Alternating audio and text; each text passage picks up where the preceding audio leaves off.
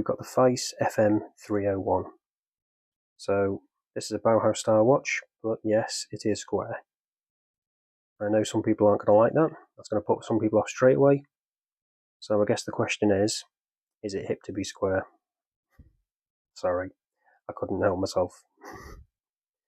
Anyway, I've reviewed like a similar one to this before, the round one. But there are actually a couple of little differences other than the shape, which I'll touch on when we get into this a little bit more.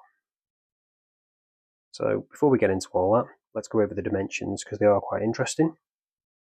So we've got a diameter of 34.1, which is probably the smallest watch I've reviewed on the channel, I think. Then we've got a thickness of 10.5, lug width of 20, and then the lug to lug is coming in at 54.2. So some really compact dimensions there. It's a pretty simple finish, as you'd expect with a Bauhaus style watch. It's mainly polished. I think it might all be polished. We have got the logo on the crown there. You can also see the little bit underneath where it says sapphire crystal on that edge of the case back. Also says stainless steel, 30 water resistant, and then the model number. And we've got that really nice open heart kind of thing on the back. So the movement in this is the Seagull ST1731.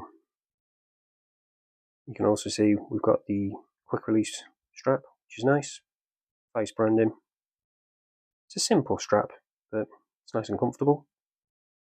And then we've got the Feice branding on the buckle as well. They also do this with a brown strap, I think, too. If you're not keen on the black one, which does actually look quite nice, the brown one, to be fair. So let's get a quick zoom in on that dial, quickly talk about it. So pretty simple, all printed, nothing applied, date window at the 3.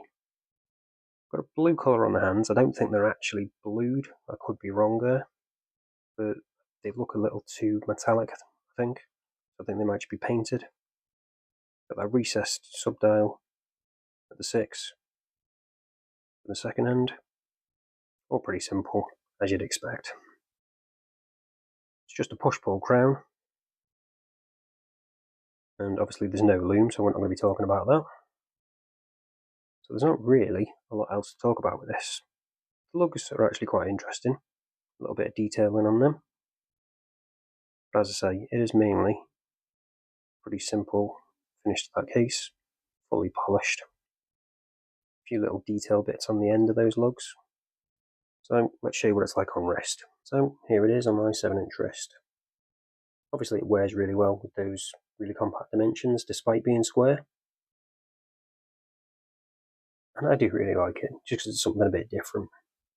Maybe that's just because I've got so many watches now, and I'm just looking for stuff that's a little bit more quirky, a little bit different. Let me know what you think.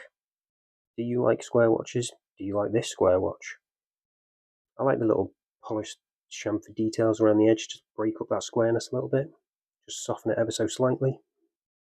Little details on those lugs. So it's not completely plain or completely square. Yeah, I've done a little bit to break it up.